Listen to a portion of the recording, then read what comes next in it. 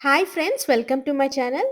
వినాయక చవితి రోజు వినాయకునికి నైవేద్యంగా పెట్టే మోదకుల్ని చాలా క్విక్‌గా, ఈజీగా ఎలా తయారు చేసుకోవాలో చెప్తానండి. ఈ ప్రసాదం మోదకులు చాలా త్వరగా అయిపోతాయి. 10 నిమిషాల్లోనే తయారు చేసుకోవచ్చు. టేస్ట్ కూడా చాలా బావుంటుందండి.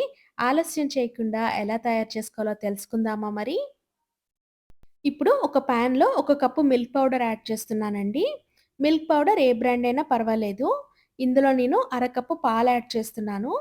ఇవి పచ్చి పాలండి. తర్వాత పావు కప్పు పంచదార యాడ్ చేస్తున్నాను. లో ఫ్లేమ్ మీద ఈ పాల పొడి పాలల్లో కలిసేలాగా బాగా కలుపుకోవాలండి. ఇలా కలుపుకుంటూ 10 నిమిషాల పాటు కుక్ చేసుకోవాల్సుంటుంది.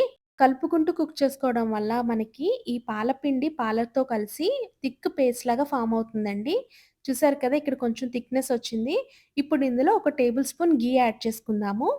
ఘీ యాడ్ చేసుకున్నాక ఒకసారి మళ్ళీ బాగా కలుపుకుంటూ కుక్ చేసుకోవాలండి.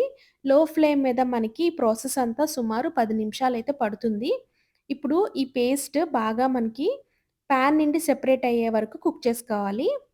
ఫైనల్‌గా ఇందులో నేను హాఫ్ టీ స్పూన్ ఇలాచీ పొడి యాడ్ చేసుకుంటున్నానండి. ఒకసారి బాగా కలుపుకుందాము. 10 నిమిషాల్లో మనకిలా థిక్ పేస్ట్ ఫార్మ్ అయిందండి. ఇలా పట్టుకొని చూస్తే మనకి కన్సిస్టెన్సీ ఇలా ఉండాలి. ఈజీగా ఉండ ఫార్మ్ అవుతుంది చూసారా? చేతికెక్కడ అంటుకోకుండా ఈ కన్సిస్టెన్సీ వస్తే కరెక్ట్‌గా సరిపోతుందండి. ఇప్పుడు స్టవ్ ఆఫ్ చేసుకొని ఇలా పాన్‌కి స్ప్రెడ్ చేసుకోవాలి. ఇలా స్ప్రెడ్ చేసుకోవడం వల్ల 1 లేదా 2 నిమిషాల్లోనే మనకి త్వరగా చల్లగా అయిపోతుందండి. ఒక 2 మినిట్స్ తర్వాత మొదకల్ని తయారు చేసుకుందాము. ఒక 2 నిమిషాలు ఉంచితే సరిపోతుందండి. ఎక్కువ టైం ఉంచే కొద్దీ పాల పిండి గట్టిగా అయిపోతుంది. అందుకే 2 మినిట్స్‌లోనే మనము మొదకల్ని తయారు చేసుకోవాలి. ఇప్పుడు ఇలా చపాతీ పిండిలాగా పెట్టుకున్నాం కదా! ఇప్పుడు నేను ఈక్వల్‌గా బాల్స్‌లాగా అన్నీ ఒకటే షేప్ రాడానికి సెపరేట్ చేసుకుంటున్నానండి. ఇలా రౌండ్ బాల్స్ చేసుకున్నాక ఇప్పుడు మనము చేతికి గీ రాసుకొని మొదకల్ని తయారు చేసుకుందాము. చూపిస్తున్నట్టుగా ఇలా రౌండ్ బాల్‌లా చేసుకొని లైట్‌గా ఒత్తుకుంటూ పైన ఒక కోన్ షేప్‌లాగా ఇలా రౌండ్‌గా, సర్కిల్‌గా చుట్టుకుంటూ ఫార్మ్ చేసుకోవాలండి. కింద కూడా రౌండ్‌ని పర్ఫెక్ట్‌గా ఫార్మ్ చేసుకుంటే మనకి మోదకు షేప్ వచ్చేసింది. ఇదే విధంగా అన్నీ కూడా షేప్స్ ఫార్మ్ చేసుకుందామండి. మనకి మోదకులు చేయడానికి మార్కెట్‌లో మౌల్డ్స్ దొరుకుతాయి. అలా మౌల్డ్ లేనప్పుడు ఇంట్లోనే చాలా ఈజీగా చేత్తో ఇలా తయారు చేసుకోవచ్చండి. మోదకులన్నీ రెడీ అయిపోయాయండి. మనం మౌల్డ్‌తో చేసుకుంటే లైన్స్ లాగా షేప్ ఫార్మ్ అవుతుంది కదా! యాజ్ ఇట్ ఈస్‌గా అదే లుక్ రాడానికి ఇక్కడ నేను కత్తితో గీతలు పెట్టుకుంటున్నానండి.